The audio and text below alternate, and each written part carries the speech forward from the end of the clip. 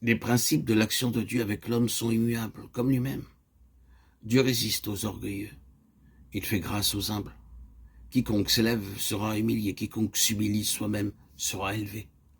Job, mon serviteur, priera pour vous, et c'est par égard pour lui seul que je ne vous traiterai pas selon votre folie. Tel est le verdict divin sur ces hommes, ces amis qui disaient à Job dans l'affliction, et quelle affliction que Dieu ne le châtiait pas selon ce que méritait son péché. Ces trois hommes firent comme l'Éternel l'avait commandé, et l'Éternel eut égard à la prière de Job. Après qu'il eut prié pour ses amis, Job fut rétabli en son premier état. À ce moment, Job était encore le malheureux, sur le tas d'immondices hors de la cité.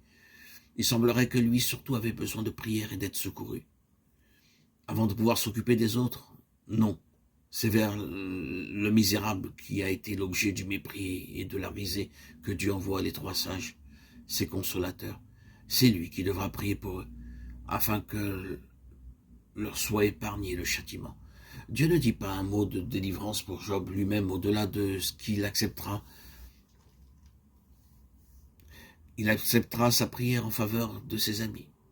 Ainsi, Job doit s'oublier lui-même, sans s'inquiéter de sa misérable condition pour collaborer avec Dieu dans la volonté révélée.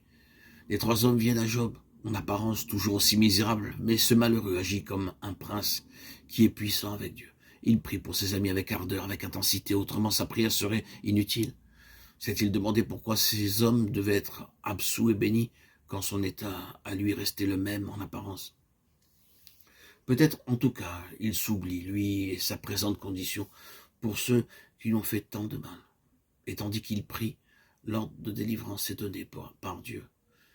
Délivrez-le, j'ai trouvé une rançon. L'âme royale retenue dans les liens de l'affliction est libérée, les jours de son deuil sont achevés.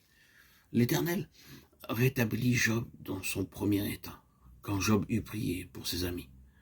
Comment cela se fit-il?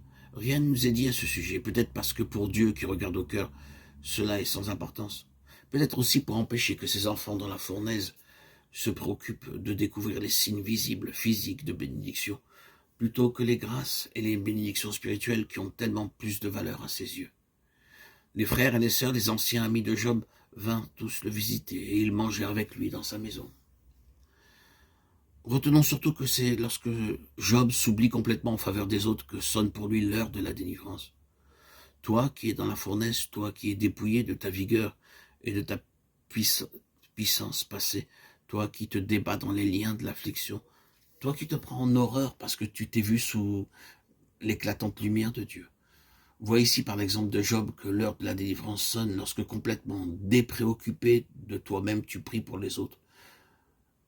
Que cette leçon se grave en ton cœur. Quand tu cesseras de penser à tes propres besoins, à ton néant, à ta pauvreté pour t'adonner uniquement au service des autres, quand de tout ton cœur tu désireras qu'il soit béni plus que tu n'ambitionnes la bénédiction pour toi-même, Dieu agira en ta faveur.